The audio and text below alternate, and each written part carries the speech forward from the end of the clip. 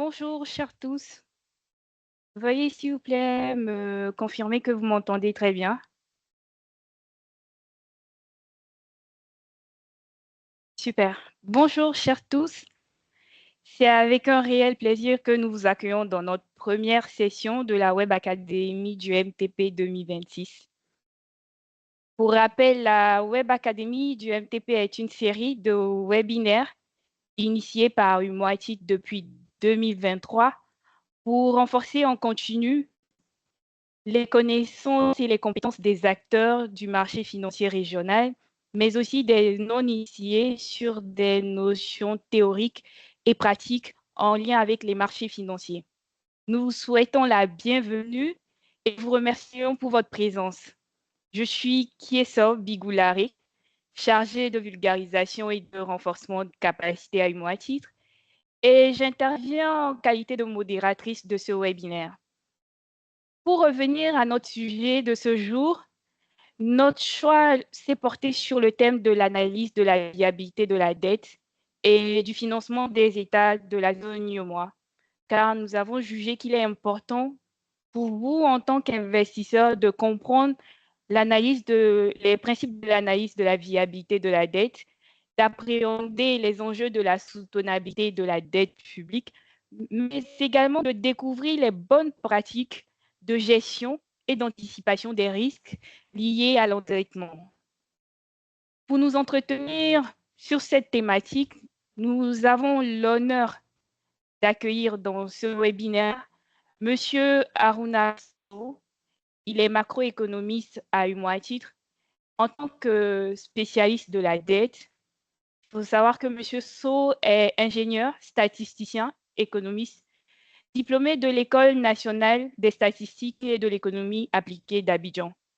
Il est également titulaire d'un certificat exécutif en finance de marché, First Finance Institute, avec 18 ans d'expérience en macroéconomie, prévision et dette.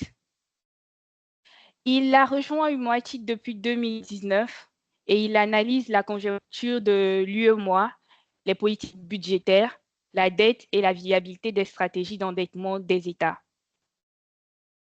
Pour en venir à notre ordre du jour en ce qui concerne l'ordre du jour de ce webinaire, il faut savoir que notre webinaire portera principalement sur la présentation du thème qui sera faite par M. Sow et sera appuyé également de cas pratiques d'exemples en lien avec la situation d'endettement de nos États, de la zone UEMOA, et sera poursuivi par une session de questions et réponses. Nous souhaitons vous rappeler qu'il est important que durant la présentation de M. Sow, vous puissiez poser toutes vos questions dans le chat. Ici, nous prendrons le soin de les traiter lors de la session de questions et réponses. Sans plus tarder, je vais permettre à M. Sow de bien vouloir prendre la parole. M. Sow, vous êtes avec nous? Tout à fait. Bonjour, Kieso. Merci donc pour cette belle introduction. Merci, Bonjour, mesdames et M. messieurs. Sow. Donc, nous sommes ravis de vous retrouver à nouveau donc, sur ce webinaire, donc, qui rentre dans le cadre de la série des webinaires organisés dans le cadre de la Web Académie du MTP. Et ce webinaire, il faut le rappeler, donc, fait suite au webinaire organisé donc, en 2024, donc, qui portait sur la stratégie de gestion de la dette à moyen terme, en abrégé SDMT. Un outil indispensable pour comprendre les stratégies d'intervention des États sur le marché des titres publics de manière générale et sur les processus d'endettement. Je rappelais tantôt que ces séries de webinaires rentrent dans le cadre des initiatives du Moiti, donc en faveur de l'amélioration de l'information disponible sur les émetteurs du marché des titres publics, qui sont les 8 États membres de l'Union économique et monétaire ouest-africaine, en abrégé UEMOA. Donc, il faut rappeler que l'analyse de la viabilité donc, est indispensable donc, pour comprendre les orientations donc, de l'endettement des États de manière plus générale, le financement des États et plus particulièrement ce qu'ils font donc, comme stratégie d'intervention sur le marché des titres publics. Donc, je vais à présent donc, partager ma présentation. Donc, dans le cadre de cette présentation, mon intervention va s'articuler autour de 3 points. Dans un premier temps, je vais revenir sur le contexte donc pour lequel, sinon dans lequel donc, une AVD, donc une analyse de viabilité est réalisée. Quels sont ses objectifs? Et ensuite, je vais aborder le processus de réalisation d'une analyse de viabilité de la dette, notamment à travers l'utilisation du cadre de viabilité de la dette, donc développé conjointement par les équipes de la Banque mondiale du FMI. Et je vais terminer donc, par un cas pratique donc, sur les stratégies d'intervention de 3 émetteurs donc, qui ont des caractéristiques similaires avec les 8 émetteurs que nous retrouvons sur le marché des titres publics. Donc, avant d'aller plus loin dans le contexte, il est important de se fixer d'abord les idées. Qu'est-ce que la viabilité de la dette? C'est vrai que c'est un sujet qui fait beaucoup de débats, mais lorsqu'on parle de viabilité de la dette, il faut rappeler que cela renvoie à la capacité donc, de l'État à assurer le service de la dette, donc le remboursement du capital et le paiement des services liés à la dette, notamment les intérêts, sans avoir à, donc ça c'est important, procéder à des ajustements excessifs, renégocier les conditions de la dette ou tout simplement faire des défauts. Donc, avant de parler donc, de dette non viable, il faut justement tenir compte de ces trois étapes. Donc, la capacité donc, que l'État a sur le service de la dette, donc le remboursement du capital et le paiement des charges liées à la dette. Je vais parler notamment des intérêts et des commissions. Et il faudrait que cela se fasse sans pour autant que l'État ait à faire l'ajustement excessif pour renégocier les conditions de la dette ou tout simplement faire défaut. Donc, vous verrez que très souvent, lorsqu'on parle de dette non viable, c'est une situation dans laquelle l'État lui-même déclare un défaut. Donc, on a l'exemple donc au niveau de l'Afrique, dans des pays tels que la Zambie ou le Ghana en Afrique de l'Ouest ici. Alors, lorsqu'on parle de viabilité de la dette, en général, on fait face à deux sortes, donc ce sont deux types d'indicateurs. Un premier type d'indicateur donc de solvabilité. La question qu'on se pose à ce niveau, c'est de savoir est-ce que l'État dispose d'un revenu suffisant pour rembourser sa dette dans sa totalité. Donc, en général, on va faire recours à des indicateurs donc, qui sont liés à l'encours de la dette, qui seront rapportés à des indicateurs donc, qui mesurent la richesse de l'État en question, notamment des indicateurs tels que le PIB. En revanche, lorsqu'on parle donc, de liquidité, donc, qui est le second indicateur utilisé pour mesurer la viabilité donc, de la dette, dans ce cas, on fera référence aux indicateurs liés au service de la dette. Donc, la question qu'on se pose, en dehors du fait que l'État soit en mesure de rembourser sa dette en totalité, donc compte tenu d'un indicateur de revenu tel que le PIB, la question qu'on se pose à ce niveau, est-ce que l'État est capable d'honorer chaque échéance donc, de remboursement de la dette? En d'autres termes, est-ce qu'à chaque échéance, l'État est capable de rembourser le capital et de payer les intérêts? Donc, ce sont ces deux conditions réunies qui permettent de définir la viabilité de la dette. Alors, ça, c'est du point de vue conceptuel. Après, évidemment, il y a des cadres qui ont été développés, comme je le mentionnais tantôt, par les équipes de la Banque mondiale et du FMI pour pouvoir justement évaluer la viabilité de la dette des États. Bien sûr, c'est un cadre, bien entendu, je dirais harmonisé, donc pour pouvoir justement réaliser cet exercice-là. Alors, il est bon de se rappeler que l'analyse de la viabilité de la dette au niveau de la zone UEMOA s'inscrit notamment en application des dispositifs du règlement 09-2007, Conseil des ministres de l'UEMOA, et voici quelques-unes des dispositions de ce règlement. Déjà, il faut rappeler que le règlement a été adopté donc en 2007, donc suite à des initiatives d'allègement de la dette au niveau international. Je vais parler tantôt donc des initiatives pays pauvres très endettés, donc l'initiative PPTE, et d'une seconde initiative qui est l'IADM, donc qui est l'initiative d'allègement de la dette multilatérale. Donc, ces deux initiatives combinées ont contribué à une réduction significative donc, de l'endettement des États qui était essentiellement dominé par la dette extérieure. Et suite à cela, les États ont pris des engagements, sinon des dispositions, pour pouvoir éviter de retomber justement dans des situations où la dette était problématique. Donc, dans un contexte où on faisait face à une crise de la dette dans les pays en développement, notamment dans les années 80. Donc, en termes de dispositions donc, au niveau de ce règlement, dans un premier temps, vous avez la définition de la dette. Je vais évoquer certains règlements, enfin certains articles, pas tous les articles. Vous avez quelque chose quand même qui était fondamental à ce niveau. Les États se sont dit qu'il faut plus ou moins se fixer des orientations. Donc, vous avez déjà une définition assez fondamentale donc, qui concerne le plafond d'endettement. Donc, vous avez au niveau de ce terme-là, le niveau d'endettement annuel fixé par la loi de finances et au-delà duquel aucune décision d'emprunt ne peut être prise. Vous retrouvez par exemple ce plafond d'endettement lorsque les États vont élaborer donc, la loi de finances à travers le plan annuel de financement. Donc le montant qui est indiqué, c'est ce montant justement qui constitue le plafond d'endettement du point de vue de ce règlement. Et les États n'ont pas le droit de dépasser ce plafond, ce qui limite bien entendu l'endettement de façon annuelle, tel que consacré par le budget. Vous avez également une définition de la viabilité de la dette donc, qui justement était appropriée donc, en son temps, mais qui a évolué donc, compte tenu justement de l'évolution des caractéristiques ou sinon de la vulnérabilité liée à la dette. Après, vous avez l'article 4, donc il faisait obligation donc, aux États d'élaborer une politique d'endettement public. Et vous remarquerez qu'à ce niveau, chaque État donc, devrait mettre en place une politique d'endettement fixant les orientations globales en matière d'emprunt intérieur-extérieur et de gestion de la dette. À l'alinéa 2, vous avez obligation qui était faite aux États, donc à travers donc, la stratégie de gestion de la dette qui devait être retracée dans un document annexé à la loi de finances. Je te parlais tantôt donc, du webinaire qui a été consacré donc, à la stratégie de gestion de la dette à moyen terme. Nous sommes revenus largement donc, sur ce document qui devrait préciser la justification de l'emprunt, le plafond d'endettement et de garantie, le plafond d'endettement que j'évoquais tantôt, la structure du portefeuille des nouveaux emprunts, les thèmes indicatifs des nouveaux emprunts et enfin le profil de viabilité de la dette pour les 15 années à venir. Alors l'idée derrière, c'était de s'assurer que l'endettement qui est réalisé par l'État ne dégrade pas en fait le profil de viabilité de la dette. Alors, on se rappelle, la stratégie de gestion de la dette à moyen terme, l'horizon, évidemment, c'est le moyen terme, donc en général 3 à 5 ans. Mais lorsqu'on parle de viabilité de la dette, on parle beaucoup plus de long terme.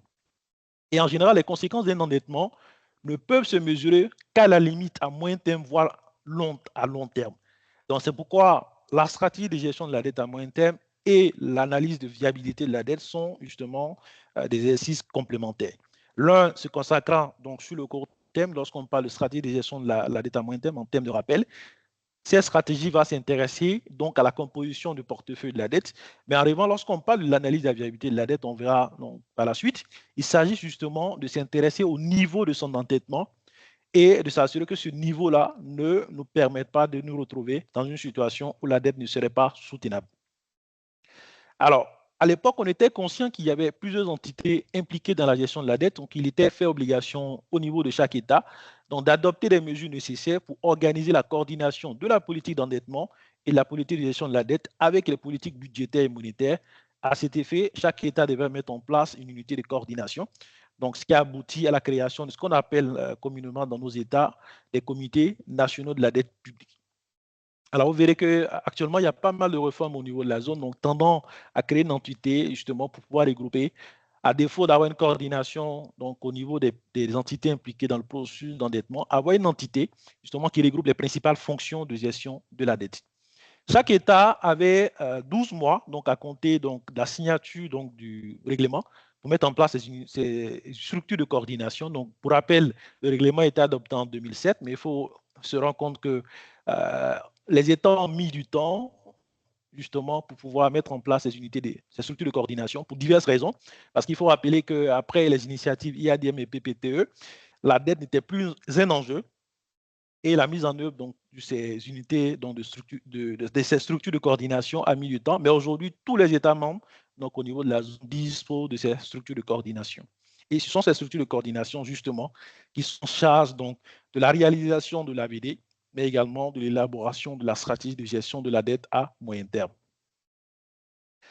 Alors, quel est l'objectif de l'AVD? Donc, j'ai rappelé le contexte donc, dans lequel le règlement a été adopté, mais effectivement, il faut se rendre compte aussi que les premiers cadres donc, de viabilité de la dette ont été élaborés justement à l'issue de ces initiatives d'allègement de la dette. Et l'objectif de l'AVD, c'est de guider les pays et les bailleurs de fonds dans la mobilisation des financements nécessaires au développement des pays à faible revenu, tout en réduisant les risques d'une accumulation excessive de la dette à l'avenir. Ça, c'est important donc, à retenir pour la définition.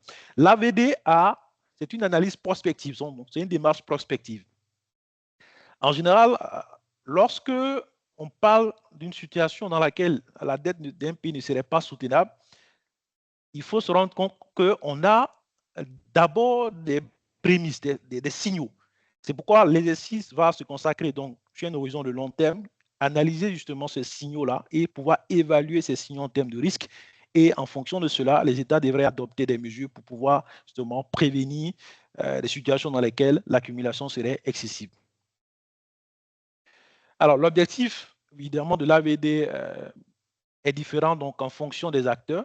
Donc, pour le FMI et la Banque mondiale, l'AVD est utilisé pour alimenter les réflexions sur les politiques publiques, notamment en termes de conseils que ces institutions donc, donnent aux États. Elle contribue à la définition de la politique relative aux limites d'endettement et la politique de la Banque mondiale en matière d'emprunt non concessionnel.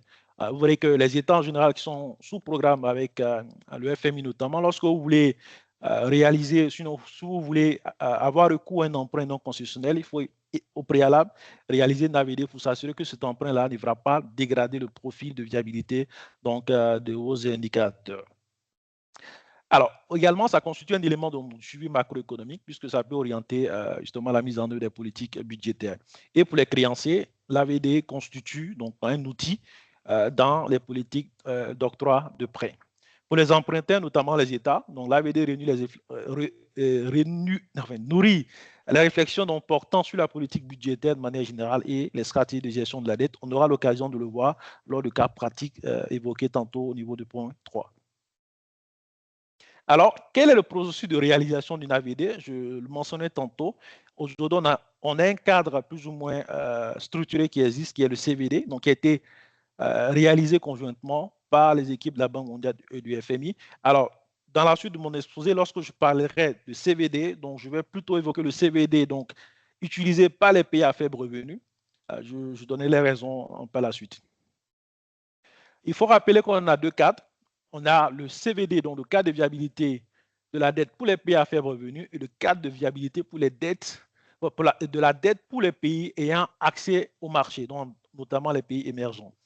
Dans notre contexte, donc les 8 pays de l'UEMOA utilisent plutôt le CVD-PFR. Bien vrai que dans notre zone, nous avons 3 pays donc, qui ont le statut de pays à revenu intermédiaire. Je veux parler là du Bénin, de la Côte d'Ivoire et du Sénégal. Mais ces pays ne respectent pas donc, les conditions donc, nécessaires pour l'utilisation du cadre CVD-PAM parce que ces pays ont un accès encore plus privilégié donc, aux ressources concessionnelles donc, par rapport aux ressources en provenance des marchés. Donc, à quoi sert le CVD-PFR? Je donnais quand même, j'ai donné au préalable quelques éléments. Donc, ça aide les pays à faible revenu à financer les développements tout en limitant les risques de surendettement. Et en termes de conditions d'utilisation, donc c'est des pays qui ont accès au financement concessionnel, notamment donc des pays qui ont accès donc au guichet de l'IDA, donc l'IDA qui est l'association l'association internationale de développement, donc qui notamment est le guichet est la structure sinon qui offre l'accès au financement concessionnel à nos pays. Et qu'est-ce que l'AVD, donc PFR fait? Donc, il évalue, donc, il fait une évaluation de la dette extérieure, la dette totale, donc par rapport à des seuils indicatifs, donc basé sur un indice composite, un ICPIA et d'autres indicateurs macroéconomiques. Alors, il faut rappeler que l'AVD, donc, le CVD-PFR plutôt, depuis sa mise en fin, son élaboration, je dirais autour de 2005, a connu plusieurs révisions. Notamment, vous avez les grandes orientations dans la révision de 2017. Donc, cette révision a apporté quand même certaines innovations, notamment en ce qui concerne l'introduction des outils de réalisme. On verra dans la suite, parce que l'AVD a une vision prospective, donc elle se base sur des projections. À l'époque, les premiers outils, sinon les premières maquettes, avaient, je dirais, des insuffisances, dans la mesure où on n'avait pas de références pour pouvoir juger de la pertinence des projections. Évidemment, lorsque vous prenez la plupart de nos pays, les modèles de provision sont des modèles qui ont une horizon de court terme, donc de 3 à 5 ans. Alors qu'au niveau de l'AVD, il faut des projections sur 20 ans. Bien entendu, on se base sur les 10 prochaines années pour faire l'évaluation de risque, essentiellement. Mais vous allez vous rendre compte que les modèles, la plupart du temps, qui sont utilisés par nos États, se limitent à un horizon de moyen terme. Donc, on faisait des projections à long terme, de l'expérience que j'ai, et il était souvent difficile d'avoir plus ou moins un compromis avec les équipes du Fonds de la Banque mondiale, parce qu'évidemment, il était difficile d'avoir des éléments d'appréciation de la pertinence ou sinon de la cohérence de ces projections. Donc, avec la révision de 2007, on a introduit des outils de réalisme qui permet de pouvoir justement vérifier, je dirais, la pertinence ou sinon le réalisme en fait des projections macroéconomiques qui sont réalisées. Alors également, on a une révision importante qui a été effectuée en 2017. Il faut savoir qu'avant 2017, l'indice qui était utilisé pour évaluer la capacité d'endettement, c'était un indice qui était basé uniquement sur ce qu'on appelle le CPIA. Le CPIA, qu'est-ce que c'est? C'est le Country Policy and Institution Assessment, donc en anglais, donc la traduction française c'est EPIN, évaluation des politiques et institutions nationales. C'était ce seul indice qui était utilisé pour évaluer la capacité d'endettement des États. Donc avec la révision de 2017, on a adjoint à cet indice 4 autres variables macroéconomiques, à savoir la croissance du pays, la croissance mondiale, l'envoi des fonds des migrants et les réserves de change. Donc, pour mieux apprécier la capacité d'endettement des pays. Donc, aujourd'hui, on parle plutôt d'indice composite. Alors, une autre révision, donc c'est la révision des tests de résistance avec des scénarios adaptés. On aura peut-être éventuellement l'occasion d'y revenir donc au niveau de la phase des questions. Également, vous avez l'introduction d'analyses complémentaires. Ça a été rappelé, donc on a donné la définition donc, de ce qui c'est que la viabilité de la dette. On a développé un cadre, mais évidemment, lorsqu'on développe un modèle a tendance à réduire la réalité. Donc, ce n'est pas évident qu'un modèle puisse appréhender la réalité de manière fidèle. Donc, à cela, on va, à partir de 2017, de la révision du cadre 2017, on va introduire des analyses complémentaires justement pour pouvoir justement affiner l'évaluation des risques de surendettement qui est faite. Également, ce qui a été apporté donc comme révision majeure donc en 2017, vous avez la révision de la période considérée pour l'évaluation des risques de surendettement.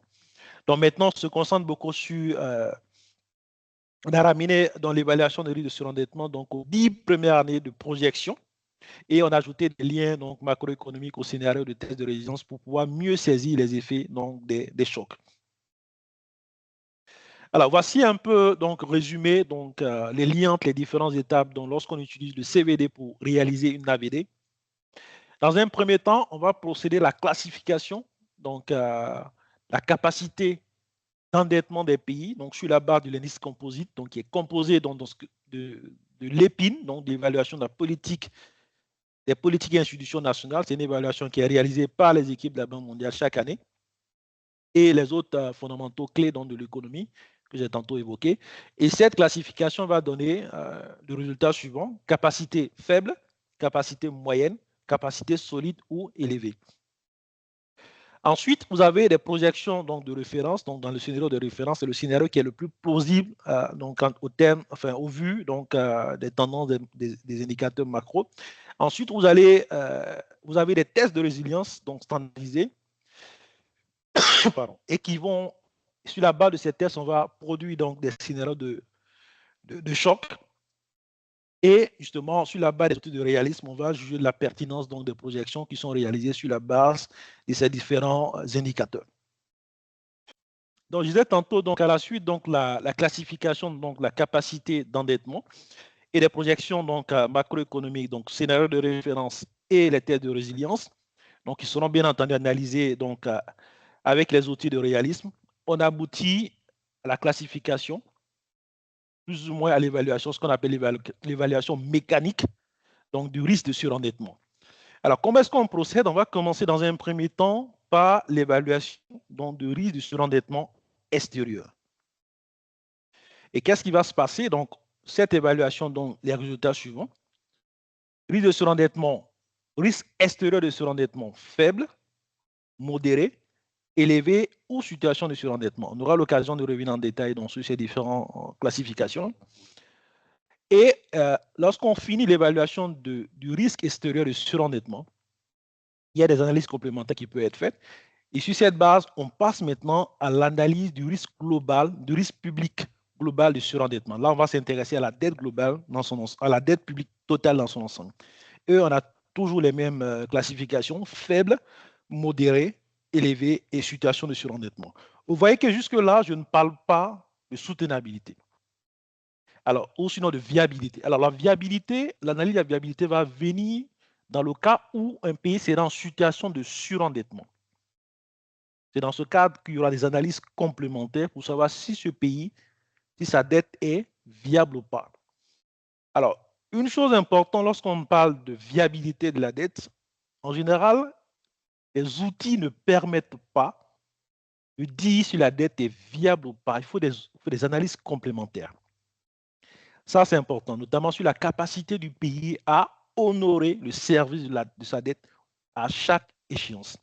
Ça, c'est capital. Ce qui fait qu'en général, pour aboutir à une situation où la dette d'un pays ne serait pas viable, c'est quand même, je dirais, plusieurs analyses qui sont confrontées. D'abord, l'évaluation mécanique telle que présentée là et des analyses complémentaires. Ce qu'il faut rappeler, c'est que lorsqu'on fait l'évaluation du risque extérieur de surendettement, si la dette, le risque extérieur de surendettement est faible, dans ce cas, on va passer à l'analyse du risque public global donc de surendettement. On va commencer à voir si le risque est faible, modéré, élevé ou le payant est en situation de surendettement. Par contre, si le risque extérieur de surendettement est modéré, cela implique implicitement que le risque global de surendettement, donc en lien avec la dette totale, ne peut pas être faible. Donc, on va commencer à l'analyser à partir de modéré. Et également, lorsqu'on aura une situation où le risque extérieur de surendettement serait élevé, cela implique que le risque public global de surendettement ne peut être ni faible ni modéré. On va commencer à l'évaluer à partir d'élevé. Donc, en général, vous allez voir que lorsque le risque de surendettement extérieur est élevé, automatiquement, le risque donc, sur la dette globale de manière générale serait élevé.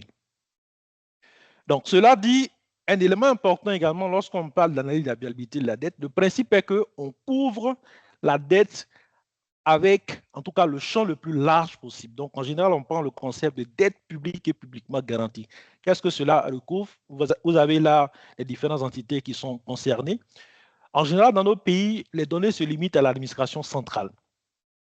Évidemment, cela est lié à des contraintes donc, statistiques parce que les contre ce qu'on appelle le tableau des opérations financières de l'État, mais d'une manière générale, les statistiques sur les finances publiques se limitent aux entités liées à l'administration centrale.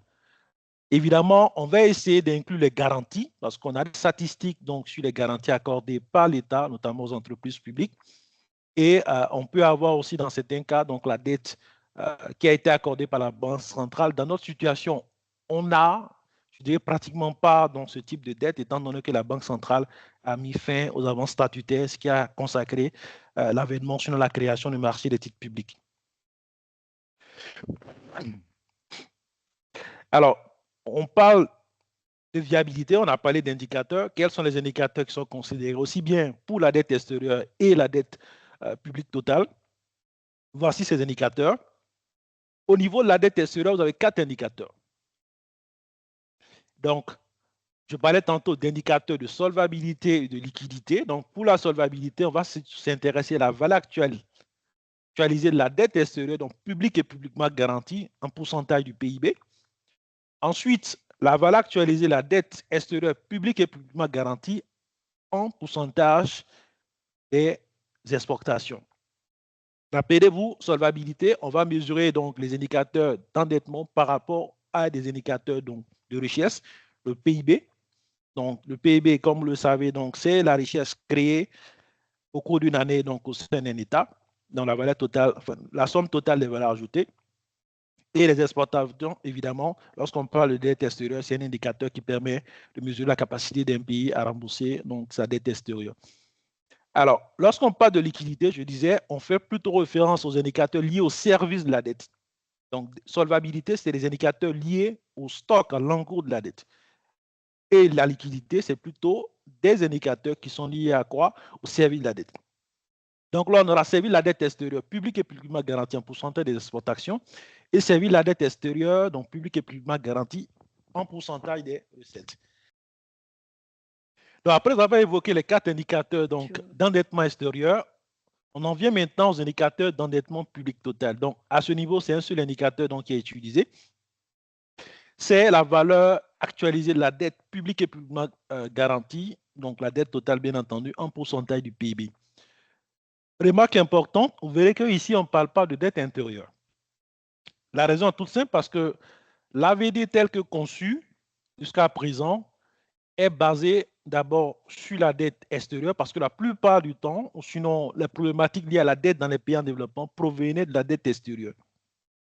Évidemment, avec le temps, on a des problématiques donc, inhérentes à la dette intérieure. Donc, le modèle a essayé de prendre en compte au niveau de 2017. Mais il faut rappeler qu'actuellement, il y a une révision du cadre de viabilité de la dette applicable aux pays à faible revenu qui est en cours. Donc, l'exercice a démarré en 2015, donc se poursuit. Et actuellement, il y a une consultation publique qui a été ouverte, notamment par les institutions, la Banque mondiale de l'FMI, et en tant que public, vous avez même la possibilité justement d'apporter votre contribution à cette consultation publique. L'objectif étant de pouvoir refléter, je dirais, le point de vue des praticiens donc, sur les nouveautés donc, qui sont en train d'être implémentées en ce qui concerne cette révision.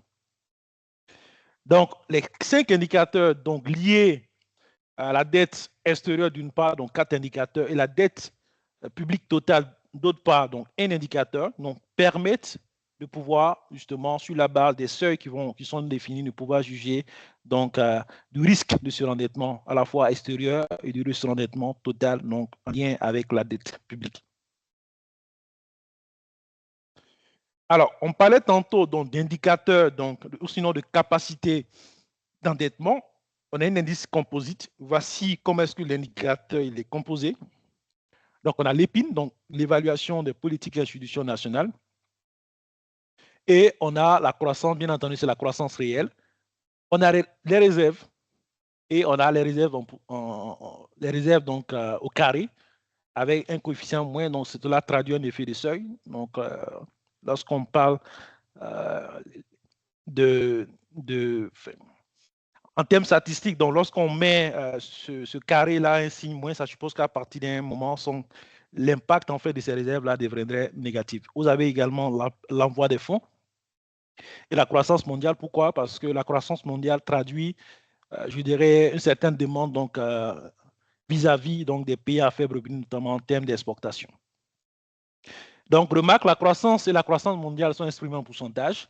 Les réserves et les avoirs de fonds sont divisés. Donc, les réserves sont divisées par les importations. Donc, c'est un indicateur qui traduit la solidité des réserves et le PIB respectivement. Évidemment, la solidité des réserves traduit la capacité à nourrir notamment la dette extérieure. Vous avez l'EPIN, donc l'évaluation des politiques et institutions nationales, ou CPIA, Country Policy and Institution Assessment, donc qui se calcule sur une échelle de 1 à 6 en se basant sur 4 domaines et est publié chaque année, notamment par la Banque mondiale. Et lorsqu'on parle des capacités d'endettement, vous avez les différents indicateurs, enfin, les différentes valeurs qui sont définies. Et on verra un exemple illustratif de la détermination de cette capacité d'endettement. Donc, tel que présenté, vous avez cette illustration et vous remarquerez que le résultat ici donne capacité d'endettement moyenne, compte tenu de la valeur, puisque la valeur est de 2,82 et 2,82. Si vous remarquez, est supérieur à 2,69 et inférieur à 3,05. Donc, c'est ce qui donne le résultat ici, capacité d'endettement moyenne.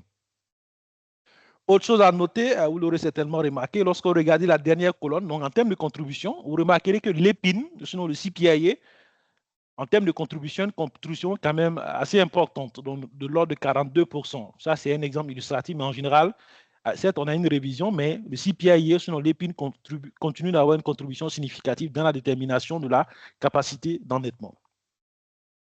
Également, autre chose d'important, vous remarquerez que les réserves en mois d'importation donc, ont également une contribution importante, dans de l'ordre de 46% ici. Pour rappel, le CVD-PFR est élaboré pour évaluer, pour évaluer le risque de surendettement d'un État. Mais les concepteurs étaient conscients parce que cela ne reflète pas l'hétérogénéité des pays à faible revenu, surtout dans notre contexte où les 8 pays appartiennent à l'Union monétaire et où nous avons un principe de mise en commun des réserves. Donc, vous voyez qu'à ce niveau, l'indicateur qui est utilisé pour chaque pays, c'est plutôt l'indicateur calculé au niveau régional et non l'indicateur calculé au niveau de chaque pays. Ça, c'est très important. Donc, cela notamment prend en compte la dimension de l'union monétaire, donc, qui traduit ici une certaine force. Comme vous le remarquez ici, l'indicateur contribue pratiquement à un peu moins de 50% à la détermination de la capacité d'endettement.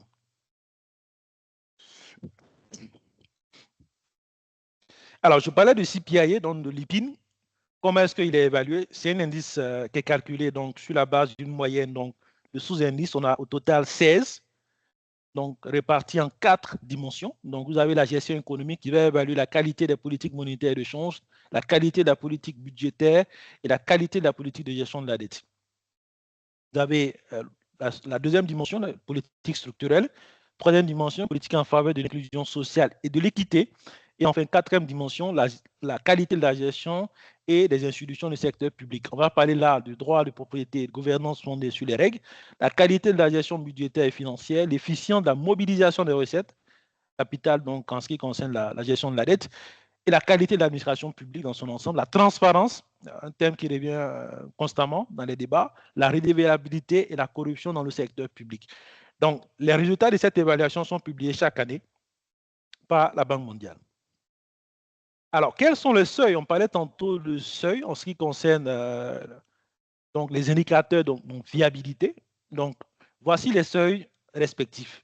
Alors, remarque importante, vous remarquerez que plus la capacité d'endettement est élevée, et plus haut sera le seuil des différents, pour les différents indicateurs de viabilité. Donc, cela est important. Plus votre capacité est élevée, cela suppose que, évidemment, vous avez plus de marge à pouvoir vous endetter. Cela va de soi. Voici les différents indicateurs, sinon les seuils applicables aux différents indicateurs de viabilité qui sont là. Je n'irai pas dans le détail, on aura l'occasion éventuellement d'y revenir. Alors, comment est-ce que l'évaluation de risque est faite? Je l'ai plus ou moins mentionné. On commence par la dette extérieure. Donc, le risque sera faible lorsque tous les indicateurs, dans le scénario de référence, dans le scénario qui est le plus plausible donc, en termes de réalisme, et on va considérer également le scénario de choc. Le scénario de choc ici, rappelez-vous, on a plusieurs chocs, mais ici, le scénario de choc qui est représenté va représenter le choc le plus important. En d'autres termes, le choc qui produit, je dirais, qui permet à ce que l'indicateur de viabilité ait un niveau relativement élevé. Donc, on prend le choc le plus important ici. Donc, bien entendu, on a 6 tests de résilience et on a un 7e justement qui est basé sur les tendances historiques. Donc, ce sont ces tests combinés qui permettent justement de pouvoir produire le scénario de choc et on prendra le choc le plus important. Dans d'autres termes, le scénario qui produit le choc le plus important. Donc, la règle est la suivante. On prend la dette publique et publiquement garantie. On a cité tantôt les 4 indicateurs. On prend indicateur par indicateur. Donc, le risque serait faible si pour tous les indicateurs, en scénario de référence, aussi bien en scénario de référence qu'en scénario de choc, les indicateurs demeurent en dessous du seuil établi. Donc, je répète, le risque serait faible lorsque l'indicateur, aussi bien en scénario de référence qu'en scénario de choc, si les 10 années de première année de projection, je dis qu'on se concentre sur 10 années de projection, bien évidemment, on prend 20 années de projection, mais on se concentre sur les 10. Évidemment, on peut s'intéresser au-delà de la 11e année de projection, de la 11e à la 20e année de projection, bien entendu, lorsque on constate qu'on a des dépassements importants des différents seuils. Donc, qu'est-ce qui va se passer? Le risque, il est faible. On a constaté qu'en scénario de choc et en scénario de référence, les indicateurs, tous les cas d'indicateurs de la dette extérieure demeurent en dessous du seuil, de leur seuil respectif. Alors, quand est-ce que le risque serait modéré? Le risque serait modéré lorsque au moins un des 4 indicateurs dépasserait le seuil en scénario de choc. Mais qu'en scénario de référence, tous les 4 indicateurs demeurent sur le seuil indicatif. C'est dans ce cadre qu'on dira que le risque est modéré. Si l'un des 4 dépasse en scénario de choc le seuil pour l'indicateur, mais qu'en scénario de référence, tous les 4 indicateurs sont sous le seuil. Ça, dans ce cas, on dira que le risque est modéré. Troisième situation, quand est-ce qu'on dira que le risque est élevé? On dira que le risque est élevé si l'un des 4 indicateurs de la dette extérieure demeure au-dessus, donc à la fois en scénario de choc et en scénario de référence, au-dessus, bien entendu, du seuil indicatif. Donc voici les 3 évaluations qui sont faites. Et là, quelques précisions à apporter, évidemment. Lorsqu'il s'agit d'un dépassement temporel, notamment une année, en général, on va appliquer un jugement à ce niveau. Et le jugement, très souvent, ça va consister à dire quoi? On a par exemple le cas de nos États qui sont présents sur le marché international, notamment le marché des eurobonds. À l'échéance des eurobonds, vous avez un pic de remboursement. Donc, au-delà de ce pic, l'indicateur va descendre en dessous, en fait, de son seuil indicatif. Donc, cela suppose que l'État, évidemment, va très souvent, la plupart du temps, ce que nos États font, nos États sont dans une démarche de gestion active de la dette. Donc, ils vont émettre un nouveau eurobond en remplacement de l'eurobond qui arrive à échéance. Donc, à ce niveau, on va appliquer le jugement. Très souvent, un argument sera apporté pour dire, oui, certes, on a un pic, mais on a des stratégies pour gérer justement ce pic-là. Et c'est une situation qui est arrivée pour la plupart de nos pays qui sont présents sur le marché des eurobonds. Donc, maintenant, quand est-ce qu'on dira qu'un pays est en situation de surendettement? Rappelez-vous, on a 4 classifications, risque faible, risque modéré, risque élevé. Donc là, on est encore sur la dette extérieure. Donc, le pays sera en situation de surendettement lorsque, bien entendu, on a un risque élevé et on se rend compte qu'il y ait, par exemple, des situations où le pays anticiperait, par exemple, des négociations de restructuration, ainsi de suite.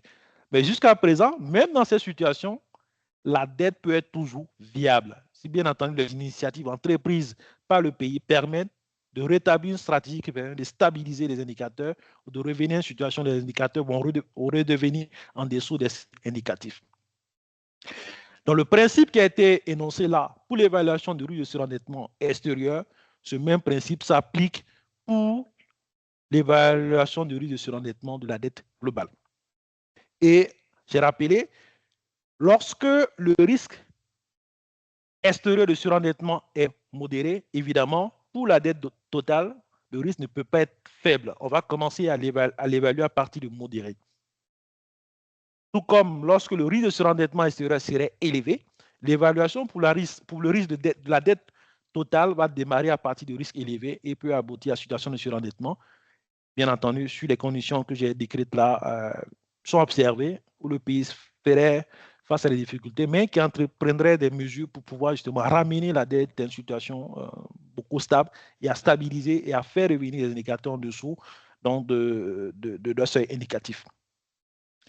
Jusque-là, je n'ai pas parlé d'être viable ou non viable, parce que là, c'est une analyse complémentaire. Pour dire qu'en fait, l'évaluation mécanique, telle que je le décris ici, donc en comparant les indicateurs par rapport aux seuils indicatifs, là, on n'évoque pas une situation où la dette serait viable ou pas. Donc, c'est tout un processus. On va d'abord évaluer le risque de surendettement.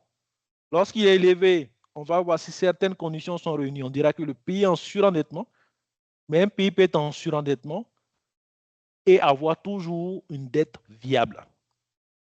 Donc, je le rappelais lors de la définition, très souvent, lorsqu'on parlerait d'une situation où un pays aurait une dette non viable, c'est très souvent dans le cas où le pays lui-même déclarerait un défaut. Donc, en d'autres termes, il n'est pas en mesure d'honorer les échéances de paiement au nom de sa dette.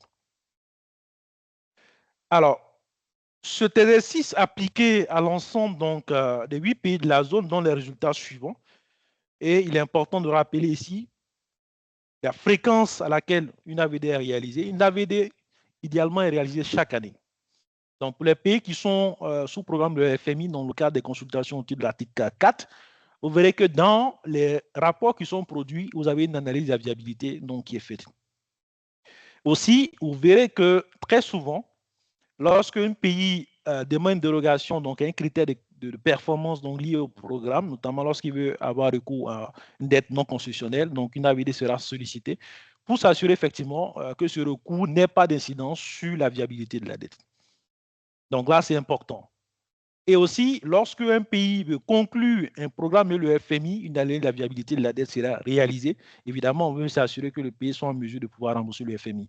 Donc, voici un peu les circonstances dans lesquelles l'AVD est réalisée. Mais le pays lui-même peut réaliser l'AVD. Nous est arrivé lorsque justement j'étais encore donc membre d'un comité national de dette publique que les autorités à l'époque souhaitaient avoir recours à un type d'instrument et il nous était demandé de faire une simulation. Et les simulations avaient conclu au fait que, certes, c'était un instrument qui nous apporterait des financements à des conditions, je dirais, à l'époque qui étaient plus ou moins favorables, Mais cela, à long terme, nous créerait donc pas mal de soucis en termes euh, de, de, de- de dégradation donc, du profil des indicateurs donc, de viabilité, en d'autres termes, au niveau de remboursement.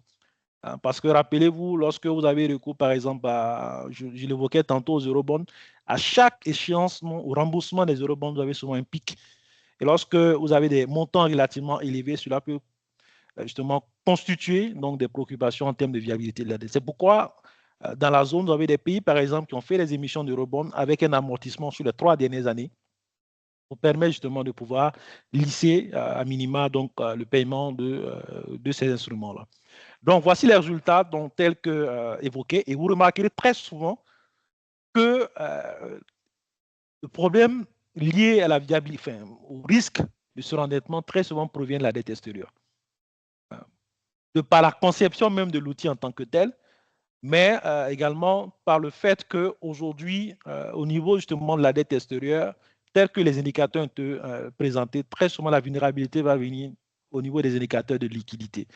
Voilà. Donc, puisqu'on rapporte ces indicateurs, par exemple, aux exportations, étant donné que nos pays, en général, sont importateurs nets, au-delà de ça, on n'a pas une base exportative assez large, à l'exception de 1 ou 2 pays.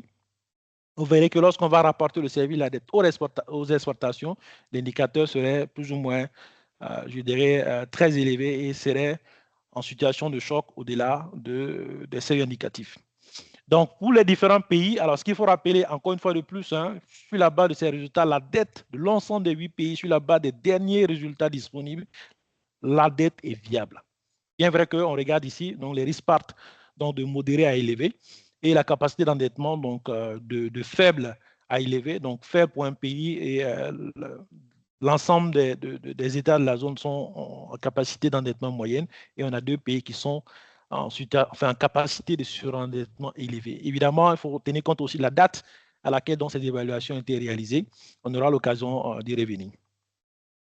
Alors, après avoir évoqué ça, on va terminer par le troisième point où on va évoquer donc, la situation de 3 émetteurs qui ont des caractéristiques similaires avec certains de nos émetteurs qu'on retrouve sur le marché des titres publics. Donc, un émetteur A, donc un pays ayant bénéficié des initiatives donc PPTE et des initiatives IADM, donc qui a vu son taux d'endettement donc chuter donc, de 30% à peu près en 2002 à 23% en 2003 et qui a mis en œuvre donc, un programme de développement qui était orienté sur la réduction de la pauvreté. C'était vraiment la tendance hein, à l'époque des initiatives IADM et PPTE. Donc de 2003 à 2012, donc financé essentiellement sur la base des ressources constitutionnelles. Et le pays, à partir de 2013, donc, met en œuvre donc, un nouveau type donc, de programme de développement avec la mise en œuvre de projets structurants. Donc, à partir de là, donc, le pays va diversifier les sources de financement avec un recours aux prêts commerciaux notamment.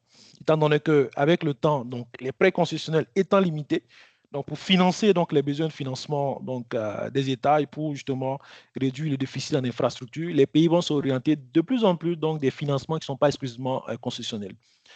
Aussi, ce pays va réaliser une première mission donc, de rebond en 2019. À cette année-là, le pays devient un pays à revenu intermédiaire. Ce qu'il faut savoir, c'est que les pays à faible revenu en griffe ont davantage recours donc, au financement concessionnel pour couvrir les besoins de financement, surtout à l'extérieur.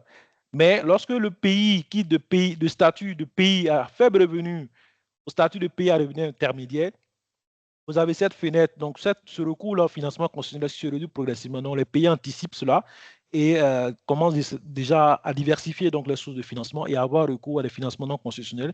Et les eurobonds présentent souvent donc, des opportunités, surtout dans un contexte où on se retrouve peut-être avec des taux donc, qui sont à la baisse donc, au niveau international. Donc, ces pays profitent donc, de ces fenêtres d'opportunités-là pour pouvoir justement lever dans nos ressources à l'international. Alors, chose remarquable pour ce pays en termes d'orientation de la stratégie de gestion de la dette à moyen terme, étant donné que le pays a eu recours davantage au financement extérieur, le pays va avoir comme objectif de réduire donc la part de la dette extérieure en se consacrant davantage sur le marché intérieur. On aura l'occasion de voir qu'est-ce que cela donne, cela traduit en termes de chiffres. Alors, vous avez à côté de ce pays un émetteur donc, que je nommerai B, donc elle est caractéristique similaire donc, au premier émetteur. Donc, il a vu son taux d'endettement donc réduit de 50% en 2012 à 24% donc en 2013, donc à la suite des initiatives PPT et IADM. Pour rappel, ces initiatives ont permis de réduire donc la dette donc des pays donc qui avaient justement respecté un certain nombre de conditions. Et à la faveur donc des nouveaux programmes de développement donc de ce pays à partir de 2013, donc ce pays va mettre en œuvre des projets structurants donc qui seront financés sur la base donc des sources de financement donc assez diversifiées avec notamment le recours aux prêts commerciaux. Et le pays, bien entendu, a un statut donc, de pays à revenu intermédiaire donc, depuis pratiquement 2010. Et le pays a émis donc, son premier eurobond autour de 2014. Et comme orientation, c'est la même orientation que l'émetteur a, donc rééquilibrer le portefeuille de la dette extérieure en réduisant bien sûr la part, rééquilibrer le portefeuille de la dette, bien entendu, en réduisant la part de la dette extérieure. Et enfin, nous avons un troisième émetteur, donc celui-là que je nomme émetteur C, qui a également vu donc, son taux d'endettement réduit de 57% en 2009 à 33% en 2010, et bien entendu sur la base donc, des initiatives PPT et IADM. Et en termes d'orientation, donc c'est un émetteur qui n'est pas revenu intermédiaire. En termes d'orientation de la stratégie de gestion à moyen terme, l'émetteur souhaite rééquilibrer le portefeuille de la dette en réduisant plutôt la part de la dette intérieure, parce que c'est un émetteur n'ayant pas le statut de pays à revenu intermédiaire, n'a pas pu justement avoir davantage donc, de recours au financement extérieur pour une raison très simple. Donc, cet émetteur-là, donc, je lui attribue donc un risque de surendettement élevé donc, sur la période, ce qui fait qu'il ne peut pas, parce que lorsque vous avez l'évaluation, donc les résultats de l'AVD conduit à un risque de surendettement élevé, vous avez plus ou moins très peu de marge de manœuvre pour pouvoir mobiliser des financements non concessionnels. Et les financements donc, en lien avec les eurobonds sont des financements commerciaux, donc non concessionnels. Bien entendu, ce pays a conclu un programme avec le FMI. L'ensemble de ces trois pays donc, ont un programme avec le FMI. Alors, qu'est-ce que l'émetteur CEV va faire? L'émetteur CEV va mettre en œuvre donc, un programme national de développement assez ambitieux avec des réformes courageuses donc, qui vont permettre de booster la croissance et avec une croissance moyenne de près de 6% au cours des 5 dernières années. Alors, résultat, le pays va améliorer donc, sa note CPIA, sa note EPIN, donc, ce qui va permettre à moyen terme donc, de pouvoir hausser la capacité d'endettement qui va passer de moyenne à élevé, donc, ce qui va bien entendu permettre à ce que les seuils indicatifs, donc pour les indicateurs de viabilité, soient à des niveaux relativement hauts. Et conséquence, cela va permettre de réduire le risque de surendettement du pays qui va passer d'élevé à modéré. Et à côté de tout cela, le pays va améliorer sa note en devise, sa notation en devise, donc qui passera de B à B+, en 2019 et 2025, ce qui va permettre à ce pays de pouvoir justement avoir recours à de la dette extérieure, pas des eurobonds, mais avec des mécanismes de rehaussement de crédit, donc sous forme de, c'est des principes, c'est comme une garantie plus ou moins, donc qui est offerte par des institutions qui ont une notation en crédit, donc une notation en devise relativement bonne, donc qui permet justement à certains émetteurs, sur la base de cette assurance-là, de pouvoir mobiliser des financements extérieurs pour pouvoir couvrir les besoins de financement. Donc, vous voyez que l'objectif des deux premiers émetteurs, le troisième, donc, sont différents, et on va voir qu'est-ce que cela se traduit en termes d'évolution du taux d'endettement. On remarquera donc sur la base donc, des données, évidemment, il faut rappeler que c'est des données réelles. On a essayé d'adapter donc au contexte donc, de ces trois émetteurs, tel que décrit au niveau de la diapositive précédente. Donc, pendant la période de l'IADM-PPTM, vous remarquerez qu'en lien avec la période à laquelle donc, ces pays ont accès à ces initiatives, on a une baisse du taux d'endettement. Vous remarquerez pratiquement de 2005 à 2012, comme indiqué, le taux d'endettement va baisser, on aura quand même des niveaux relativement bas. Et qu'est-ce qui va se passer avec la mise en œuvre de nouveaux programmes de développement? On aura une hausse donc, du taux d'endettement. Et un point marquant sera franchi à partir de 2019. 2019, qu'est-ce qui se passe? 2019-2020, on a la COVID-19. Et qu'est-ce qui se passe? On a un creusement des déficits budgétaires. Donc, il faut rappeler que le déficit budgétaire, c'est l'un des moteurs donc, de l'endettement. Qui dit déficit, derrière, il faut financer ce déficit. Donc, cela va accroître le taux d'endettement. Mais sur la base des initiatives visant à réduire ce déficit budgétaire, on va remarquer qu'à partir de 2024, le taux d'endettement serait orienté à la baisse. Pour rappel, en 2019 et 2025, on a eu quand même pas mal de crises. On a eu Covid-19 en 2020.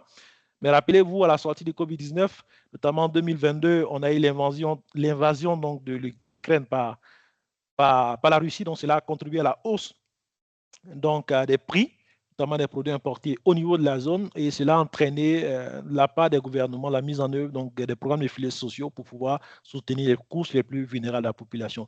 Donc cela a un impact notamment sur les budgets. Et pour rappel, au niveau de la zone, sur cette période, on a l'inflation qui atteint un pic historique. Donc tout cela combiné, cela a contribué à accroître l'endettement, mais sur la base des initiatives mises en œuvre par les autorités des trois pays, on a un taux d'endettement qui demeure orienté à la baisse à partir de 2025. Alors maintenant, qu'est-ce que cela traduit? Vous remarquerez que l'émetteur A, bien vrai qu'il souhaite rééquilibrer son portefeuille en se consacrant davantage sur le marché intérieur ou régional, serait dans une situation beaucoup plus, je dirais, opportuniste.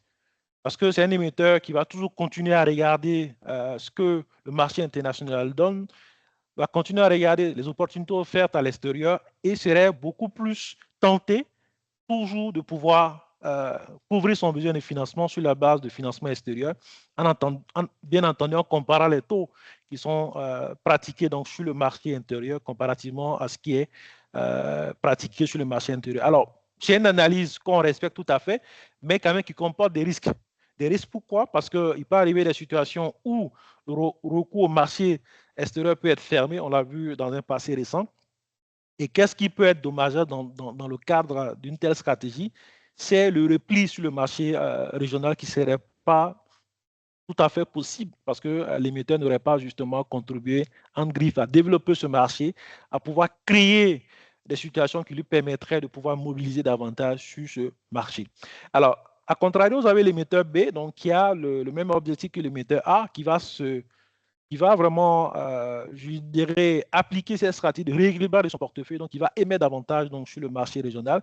Ce qui fait que lorsque vous regardez l'indicateur, donc, en cours de la dette levée sur le marché des titres publics en milliards de francs CFA, vous verrez que l'encours, à partir justement de 2019, hein, même déjà 2022, va justement avoir une allure croissante. Alors, vous remarquerez qu'à côté de ces deux émetteurs, l'émetteur C, donc, va toujours recourir au marché donc, régional, mais à partir de 2024, en lien avec ce que j'ai évoqué tantôt, étant donné que le risque de surendettement passe désormais d'élevé à modéré et que la note de crédit en devise s'est améliorée, va avoir beaucoup plus d'opportunités pour aller mobiliser davantage de financement à l'extérieur, ce qui va justement ce qui va se traduire par une légère baisse à partir de 2025 de l'indicateur en cours de la dette levée sur le marché des titres publics en milliards de francs CFA. Alors concrètement, comment cette différente dynamique se traduit donc en termes de viabilité? Vous remarquerez que ici, alors, si on se refait donc au seuil des différents indicateurs, donc vous remarquerez que ici, en 2019 et 2022, qu'est-ce qui se passe? Donc, comment cela se traduit? On remarquera ici que l'encours de la dette levée sur le marché des titres publics en pourcentage de la dette totale, les émetteurs B et C auraient atteint leur objectif. L'émetteur B qui avait pour objectif d'augmenter, sinon de rééquilibrer donc, son portefeuille avec davantage la dette intérieure, va réussir à le faire à partir de 2022. Vous verrez qu'à partir de 2022, effectivement, la courbe de l'émetteur B, donc qui est la dernière courbe en dessous, donc en couleur, je dirais, orange, donc a une tendance à la hausse. Également, l'émetteur C, donc, aura aussi une tendance donc, de sa courbe qui est à la baisse, qui est bien entendu l'objectif donc, de cet émetteur, qui est de réduire donc, la part de la dette intérieure en ayant recours davantage à la dette extérieure.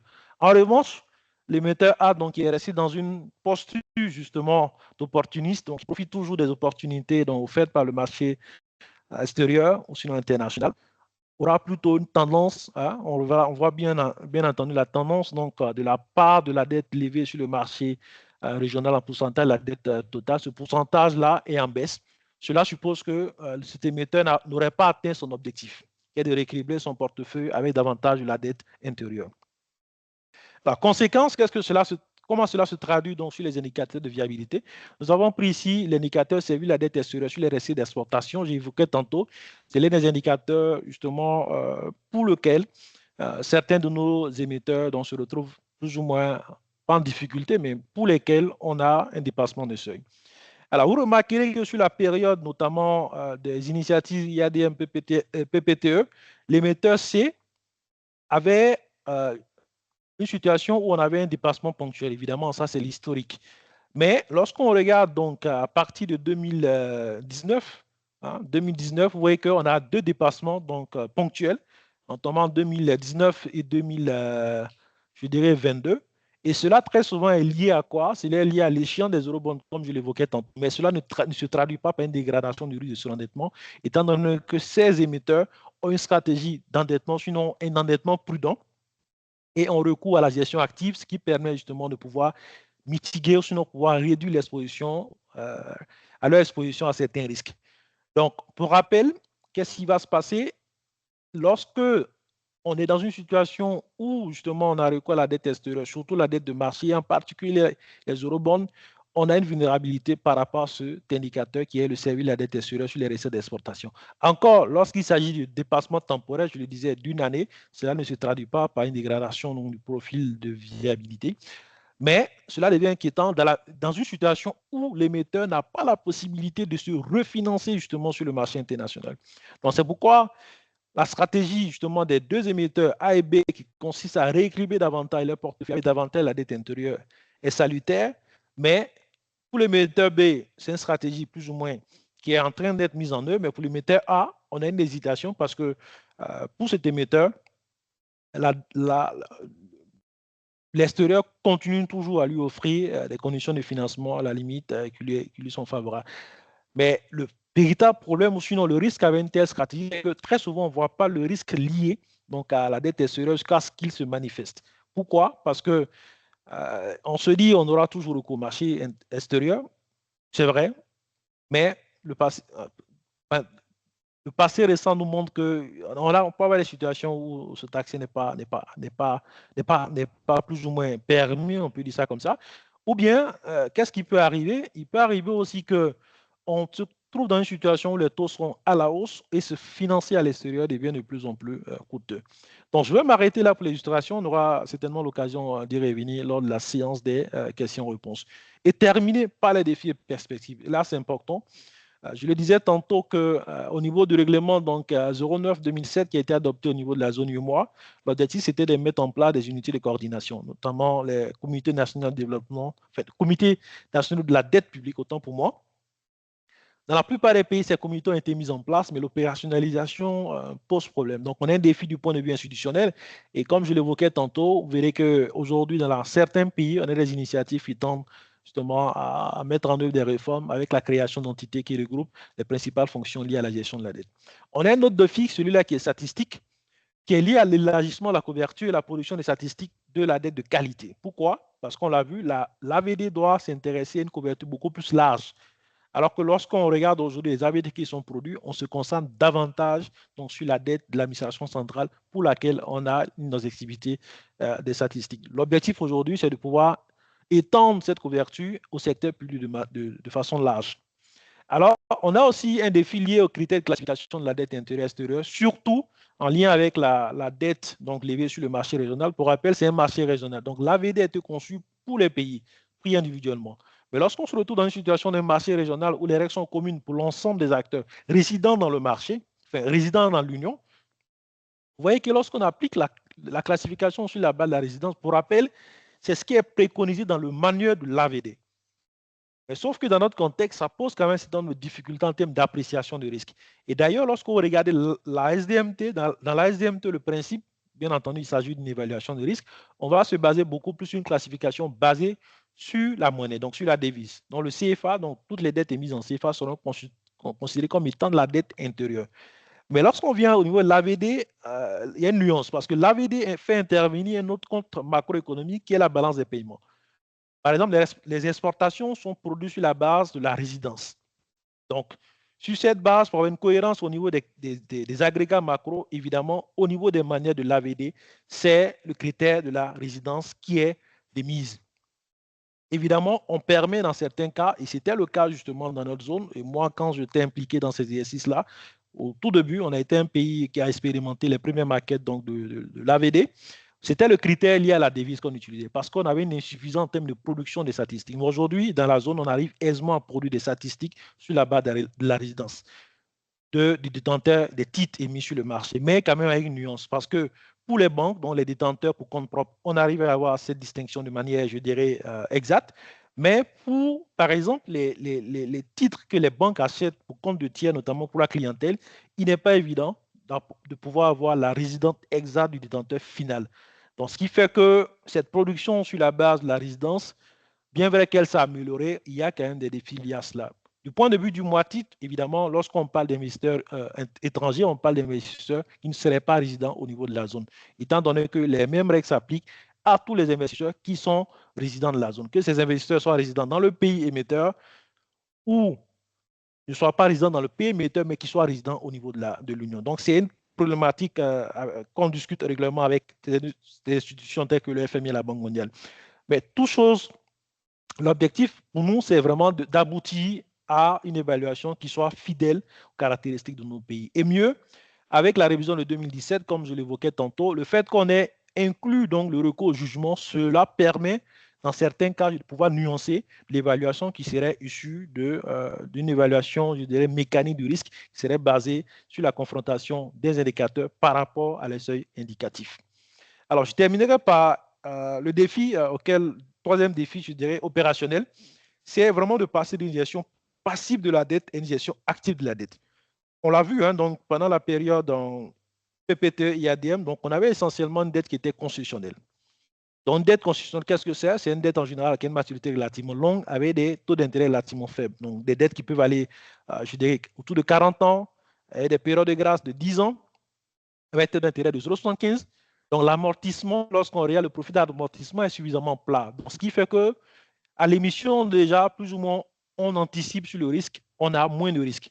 Mais de plus en plus, étant donné que nos États ont recours à des dettes qui ne soient pas concessionnaires, des dettes de marché, pour la gestion donc, des risques inhérents à ce type de dette, il faut beaucoup plus de gestion active. Toujours avoir le profil d'extinction de la dette, toujours, pourquoi pas, profiter des opportunités donc de marché, faire des opérations de gestion du passif, liability management. Donc, on peut racheter une dette qui arriverait à échéance sur une période relativement courte, pas une nouvelle dette qui a des conditions intéressantes. Donc, tout ça appelle la gestion active. Et cela, justement, on le voit au niveau de la zone. Nos trois émetteurs donc, qui ont été présentés en guise d'exemple le font très bien. Et sur le marché également, ce sont des initiatives que Humatit, justement, mène de concert avec les États.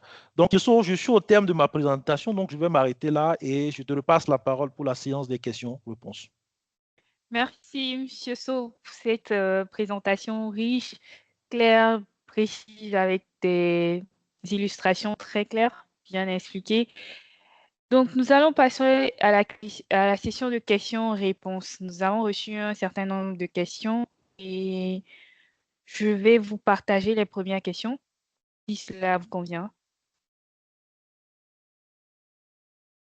Tout à Donc, fait, question. la première question portera sur celle qu'a posée Souli. Quelle est la solution pour réduire la dette?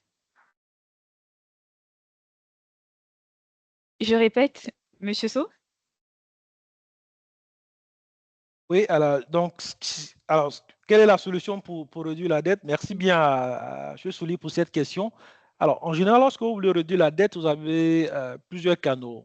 En général, l'un des canaux, je dirais, le plus utilisé, c'est de pouvoir réduire le déficit. Réduire le déficit. Si vous réduisez le déficit, ça suppose que dans votre besoin de financement, la composante qui va rester, ça sera l'amortissement. Dans d'autres termes, vous arriverez à stabiliser en fait votre dette. Là, je parle de dette, donc l'encours. Mais très souvent, on évoque beaucoup plus le taux d'endettement. Le taux d'endettement, c'est quoi? C'est le rapport entre l'encours de la dette et le PIB. Dans ce cas, il faudrait que le PIB nominal, bien entendu, croisse plus vite que l'encours. Ça, c'est d'autres considérations. Dans ce cas, on va comparer, par exemple, le taux de croissance au taux d'intérêt, par exemple. Voilà. Donc, je dirais, l'un des moyens, je dirais, efficaces pour réduire la dette, évidemment, c'est de réduire le déficit budgétaire. En d'autres termes, réduire l'écart entre vos dépenses et vos recettes. À minima, si vos dépenses sont les mêmes que vos recettes, vous n'avez pas de déficit. Donc, ce qui va vous rester, c'est justement payer votre dette. En d'autres termes, faire face à l'amortissement. Dans ce cas, ça devient beaucoup plus aisé. Donc, vous pouvez notamment refinancer. Vous pouvez à la limite aussi avoir recours justement à, comment on appelle ça, quand il refinancer, c'est bien entendu s'endetter à nouveau. Voilà.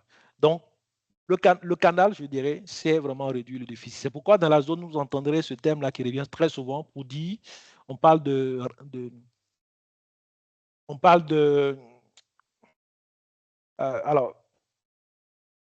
alors, réduction de la dette, donc plusieurs initiatives. Donc, on va dans un premier temps augmenter les recettes dans la mesure du possible et on va essayer dans un second temps de pouvoir contenir les dépenses. Donc, les deux mesures mises ensemble permettent justement de pouvoir réduire l'écart entre les dépenses et les recettes et par conséquent réduire le déficit de la dette.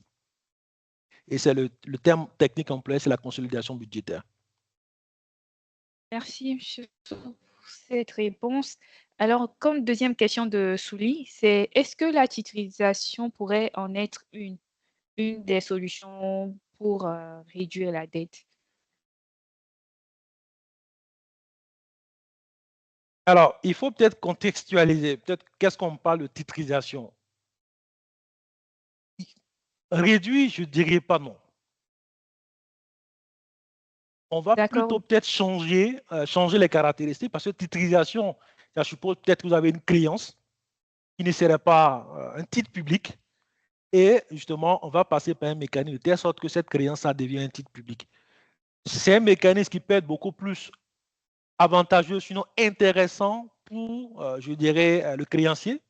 Parce que lorsque c'est une banque, lorsque vous avez un titre public dans la zone, ces titres publics-là sont admissibles au guichet de refinancement de la Banque centrale. Donc, elles peuvent permettre, par exemple, de pouvoir, justement, l'émetteur ne va pas vous rembourser, mais en contrepartie de la créance que vous avez, vous allez recevoir un titre public et ce titre public-là peut être utilisé pour avoir de la liquidité auprès des guichets de la Banque centrale. Oui, du point de vue de créancier, c'est profitable. L'émetteur, ce que ça permet à l'émetteur, c'est évidemment de ne pas débaucher de cash, mais pouvoir changer la nature de la dette d'une créance, je dirais peut-être bilatérale, à un titre public qui peut être utilisé par le créancier, notamment, comme je le disais, au niveau des guichets de refinancement de la Banque centrale. D'accord. Donc, Souli, vous pourrez repréciser peut-être votre question dans le chat. Si nous avons le temps, nous pourrons la retraiter. Alors, pour rappel, ça ne permet pas de réduire la dette, ça permet plus ou moins de pouvoir permettre à l'émetteur de pouvoir, comme on appelle ça, honorer les échéances. Pas en déboursant, je dirais, du cash, mais en changeant la nature de la dette, donc d'une créance à un titre. Et la prochaine question est celle de Esita Diero Ouedraogo, qui souhaite savoir la capacité d'endettement du Sénégal ressort élevé. Pouvons-nous avoir plus d'éclairage sur ce résultat quand on sait le profil de ce pays depuis quelques années sur le marché monétaire de l'UEMOA? Alors, c'est une excellente question. Et lorsque j'évoquais donc le cas du Sénégal, sinon, lors de ma présentation, je l'avais précisé, il faut faire attention à l'année à laquelle ces évaluations ont été réalisées. Donc, cette évaluation date, bien entendu, de 2023.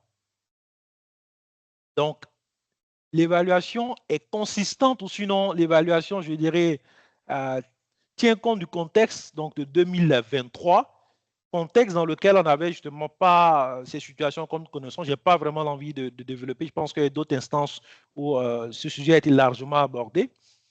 Si une nouvelle évaluation viendrait être réalisée, on aura justement la situation, sinon la capacité d'endettement du Sénégal à l'étape actuelle. Mais l'évaluation qui est présentée date de 2023, donc ne tient pas compte du contexte que nous connaissons justement, qui a prévalu justement après 2023. Donc ça, c'est très important. Et la capacité élevée est due au fait que le Sénégal avait des bonnes institutions. Pour rappel, c'est l'un des rares pays qui n'a pas connu donc, un changement anticonstitutionnel donc, au niveau donc, des instances dirigeantes. J'emploierai ce terme-là, je pense que vous me comprenez très bien. Mais également, c'est un pays aussi du point de vue de la qualité d'institution qui était reconnu à travers le monde. Donc, l'évaluation date de 2023, une précision importante, donc qui ne tient pas compte du contexte qui a prévalu après 2023. Donc, ça, c'est très important. Vous verrez que pour chaque évaluation, j'aurai peut-être l'occasion de revenir donc, sur la diapositive, précise l'année à laquelle justement l'évaluation a été réalisée. Donc, il faut tenir compte du contexte et ce contexte justifie non seulement l'évaluation du surendettement extérieur, à la fois extérieur et surendettement global, mais également l'évaluation de la capacité d'endettement. Je pense que vous le voyez très bien sur l'écran. Pour le Sénégal, l'évaluation date de 2023. Ok, Monsieur So, vu que nous sommes pris par le temps, je vais vous partager les questions suivantes. Il y a celle de Daniel Nadunda qui souhaite savoir, la dette est toujours bonne dès qu'elle est employée pour l'investissement dont la rentabilité est supérieure au remboursement. Pourtant, limiter l'endettement en pourcentage de PIB est prudent pour un pays qui n'a plus de marge de manœuvre pour l'investissement et celui qui l'endette pour la consommation. Je pense que c'est plus un apport qu'il a fait. Oui, c'est plus un apport, hein, donc je pense qu'on ne va pas revenir D'accord, dessus et il d'accord. a tout à fait raison, oui. OK. Pour Anzara Fabrice, il souhaite savoir à quel moment intervient la notation financière dans la réalisation de l'analyse de la viabilité de la dette. Alors, je dirais que, alors, à quel moment intervient la notation financière? Alors, la notation financière n'intervient pas dans l'analyse de la viabilité, mais je dirais plutôt le contraire. Les agences de notation financière peuvent tenir compte justement donc, des résultats de l'analyse de la viabilité de la dette. Ça, c'est important. Et je n'ai pas envie peut-être de donner le cas d'un pays, pas un pays de la zone. On a vu dans le cas de ce pays-là qui a connu une crise de la dette et qui a déclaré un défaut. On a vu l'évolution donc parallèle entre les résultats, donc la viabilité de la dette, la dégradation de la notation financière de ce pays en devise. Et finalement, lorsque ce pays est passé en situation de surendettement élevé, on a vu que la note s'est dégradée. Et lorsque le pays a déclaré défaut, bien évidemment, les agences de notation ont tenu compte. Parce que ça a un lien. Parce que lorsqu'on regardait la classification, donc les notations qui sont attribuées au niveau des agences de notation financière, ils tiennent compte de ça. Évidemment, ce pays en question avait déclaré défaut, donc les agents de notation avaient tenu compte. Et bien entendu, au niveau des services de la Banque mondiale du FMI, on a déclaré que la dette de ce pays n'était plus viable et ce pays a procédé à une restructuration. Donc, voici un peu ce que je peux dire. La notation financière n'intervient pas de manière explicite au niveau de l'analyse de la viabilité de la dette, mais en revanche, les résultats de l'analyse de la viabilité de la dette peuvent servir justement les agences de notation financière dans les évaluations du risque de crédit. Donc, c'est deux risques différents. L'analyse de la viabilité de la dette va déterminer plutôt, va évaluer le risque de surendettement, le risque que la dette devient excessive. En revanche, les agents de notation vont analyser la capacité et la volonté des États à rembourser les dettes. Donc, quand on parle de dette en devise, bien évidemment, c'est la dette libellée dans la devise qui est autre que la devise du pays en question. Donc, la prochaine question est celle de Déborah Batende. Étant donné que les pays de l'UEMOA n'ont pas le même niveau de revenus, pourquoi l'évaluation du risque de surendettement est effectuée de manière régionale, même si le surendettement ne résume pas la viabilité de la dette? Alors, tu pourras éventuellement répondre à la question, mais ce que j'ai compris, dans un premier temps, il faut vérifier quelque chose. L'évaluation du risque n'est pas faite au niveau régional. Alors là, pas du tout. Si on revient au niveau de la diapositive, vous verrez que pour chaque pays, on n'a pas le même niveau du risque en fait. On n'a pas la même évaluation. Donc l'évaluation n'est pas faite au niveau régional. Le seul critère, sinon la seule caractéristique régionale qui est prise en compte au niveau de l'AVD de nos pays, c'est l'indicateur, donc euh, réserve rapportée aux importations. Étant donné qu'on a une caractéristique quand même particulière au niveau de la zone, on a la mise en commun en fait des ressources. Sinon, l'évaluation est faite au niveau de chaque pays. Voilà. Voici la précision que je souhaiterais apporter. Ok, la prochaine question est celle de Sans Stéphane Christian Gay. Est-ce qu'on, bon, en ce qui concerne la disponibilité ou la mise à disposition du support de présentation, elle vous sera partagée à la fin de ce webinaire.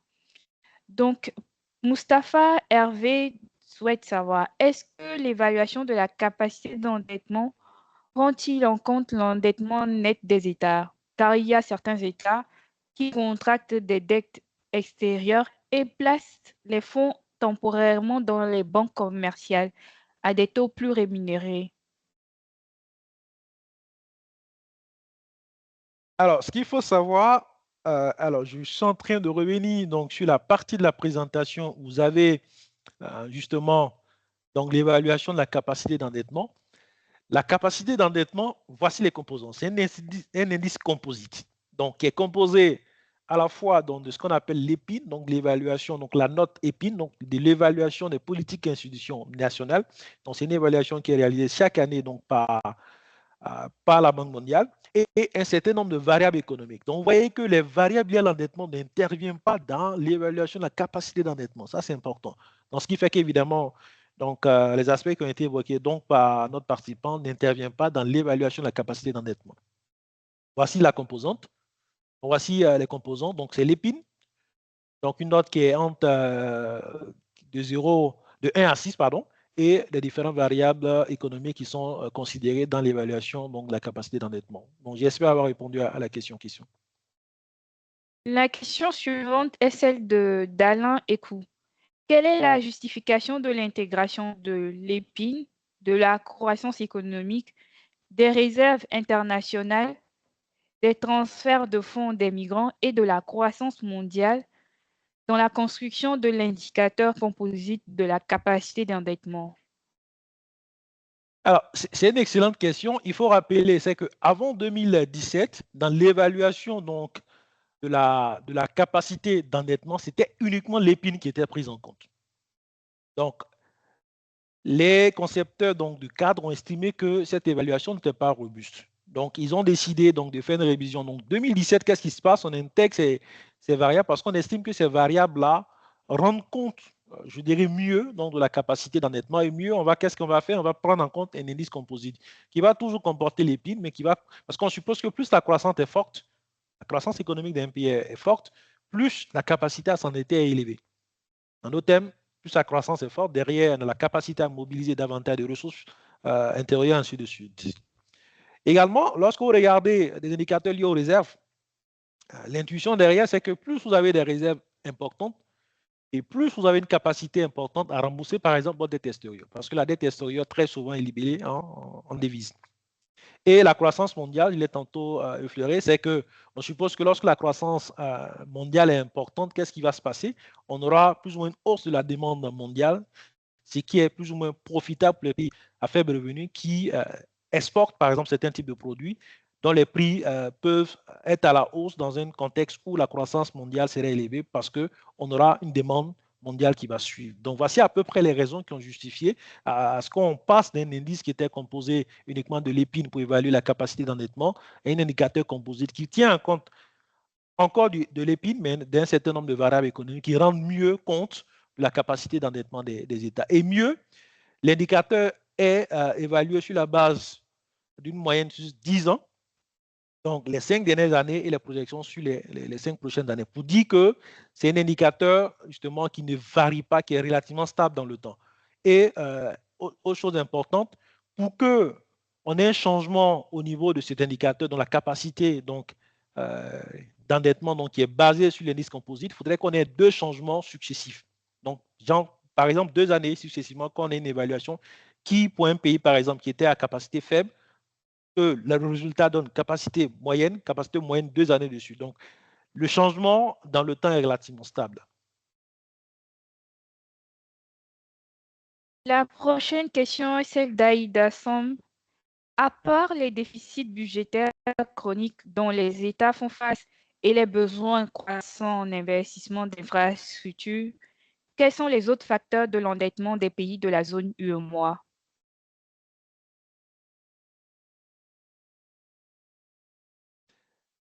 Alors, je pense que la participante a résumé les facteurs essentiels qui justifient l'endettement de manière générale. Donc, on a parlé de déficit. Évidemment, les déficits sont inhérents au fait qu'on a des besoins croissants en réalisation d'infrastructures. On verrait que dans la plupart de nos pays, on a des nouvelles routes qui se construisent, on a des nouvelles infrastructures économiques qui sortent de terre. Donc, cela, justement, justifie. Déficit, évidemment. Donc, alors, la dette, une fois de plus, ce n'est pas mauvais parce que ces ressources-là servent à financer donc des infrastructures qui contribuent au développement économique, qui en retour va permettre à l'État de pouvoir justement générer beaucoup plus de ressources intérieures à travers la fiscalité, donc cette fiscalité-là qui est liée à l'activité économique. Alors, quand je regarde a priori, je pense que notre participante a résumé parfaitement hein, donc les principaux facteurs. Je dirais à la limite, on pourrait se limiter à ces facteurs-là. Et aussi d'autres facteurs bon, qui, dans nos contextes, quand même, qui est relativement surveillé, c'est la dette quand même qui est en provenance des entreprises publiques. Il faut savoir que, justement, dans le cas des initiatives PPT IADM, donc on a eu quand même un certain nombre de programmes, je veux parler notamment des programmes d'ajustement structurel, qui ont voulu que l'État se désengage d'un certain nombre de secteurs, parce qu'il est convenu que c'est le rôle régalien de l'État, évidemment, c'est de pouvoir créer les conditions favorables à l'activité économique, et cette activité économique devait pouvoir être, je dirais, portée par le secteur privé. Mais il y a des secteurs de souveraineté.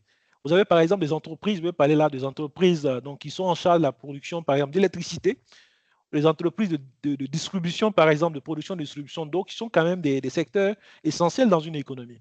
Donc, vous avez de ce fait-là des entreprises qui sont toujours la propriété des États et qui quand même appliquent des filets sociaux. Si vous prenez par exemple des entreprises qui produisent de l'électricité, vous avez une tranche sociale. Donc, il peut arriver que l'État accorde des subventions à ces entreprises-là et que ces entreprises-là, pour ces entreprises, l'État puisse accorder des garanties pour pouvoir s'endetter. Donc, quand ces entreprises ne sont pas viables, il peut y avoir ce qu'on appelle les passifs conditionnels. Donc, un endettement qui résulterait justement d'une performance qui ne serait pas à la hauteur de ces entreprises-là, qui, en retour, ces dettes-là seront plus ou moins des dettes de l'État. Et justement, l'AVD prend en compte l'évaluation d'un tel type de risque. Donc, pour dire qu'en dehors de ce qu'on a assisté, on a des situations où la dette de l'État provient tout simplement de la subvention ou sinon du concours que l'État apporte à certains types d'entreprises qui relèvent en tout cas des secteurs stratégiques pour lesquels l'État ne souhaite pas que le secteur privé, même s'il intervient, ait quand même une mainmise et que pour des considérations d'ordre social ou sur des considérations de souveraineté, l'État décide toujours de pouvoir soutenir. Donc, c'est le cas des entreprises publiques. J'ai pris le cas des entreprises d'électricité, mais on peut citer d'autres types d'entreprises. Donc, ça également, ça peut être une source d'endettement pour nos États. D'accord, Monsieur Sow. Donc, nous sommes arrivés pratiquement à la fin du webinaire. Nous avons d'autres lots de questions. Donc, je vous suggérerais de vous les partager et par la suite de répondre afin de les transmettre aux participants par la suite après le webinaire, si cela vous convient. Donc, tout à fait, cela nous convient, oui. D'accord. OK, ça c'est noté. Donc, nous arrivons au terme des questions reçues. Bien évidemment, les questions qui n'ont pas été traitées lors de ce webinaire, les réponses vous seront transmises à la suite du partage du replay et du formulaire de sondage. Mais avant de clore cette session, nous informons également les participants, comme je le précisais, qu'un lien de sondage a été partagé dans le chat et nous vous invitons à vraiment y répondre. Cela nous permettra d'améliorer les prochains webinaires. Donc, nous allons passer au mot de fin de M. Sow. Monsieur Sow, votre mot de fin? Alors, merci bien donc à Kieso pour cette excellente modération. Mon mot de fin, c'est d'abord remercier donc l'ensemble des participants parce qu'on a vu qu'il y a eu un engouement réel donc autour de ce webinaire donc et également nous notre objectif donc à travers donc la Web Academy, à travers donc ce type de sujet, c'est de pouvoir mettre à la disposition de nos différents acteurs du marché des titres publics. Mais au-delà, on a vu qu'on a des publics, on a un public qui nous provient donc en dehors même de la zone UEMOA, de donner en tout cas plus ou moins un aperçu de notre analyse sur un exercice qui est réalisé conjointement donc, par les équipes de la Banque mondiale du FMI, mais qui a un intérêt aussi pour nos États, comme ça a été évoqué, et aussi donner beaucoup plus d'éléments en ce qui concerne donc les outils de planification, les outils d'appréciation de la situation économique et financière de nos États et mieux comprendre la dynamique d'endettement donc, de nos États. Et cela également constitue donc des outils à la disposition des investisseurs pour pouvoir justement orienter les décisions d'investissement. Donc vraiment, je tenais à remercier donc, les différents participants donc, pour l'intérêt pour ce webinaire. Et comme tu l'as si bien dit, on aura l'occasion de revenir sur les questions qui n'ont pas pu être abordées donc, en live. On aura certainement l'opportunité d'apporter des éléments de réponse à ces questions et ces éléments de réponse seront transmis aux intéressés. Donc, je te repasse la parole donc, pour clôturer cette session. Alors, sur ces mots de fin, nous tenons à remercier tous les participants pour leur intérêt marqué vis-à-vis de nos différents webinaires organisés.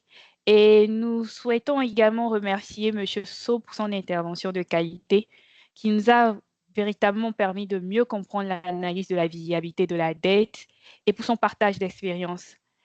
Nous vous rassurons également que le support et l'enregistrement de ce webinaire vous sera partagé dans les prochains jours et nous vous souhaitons une très bonne journée. À très bientôt.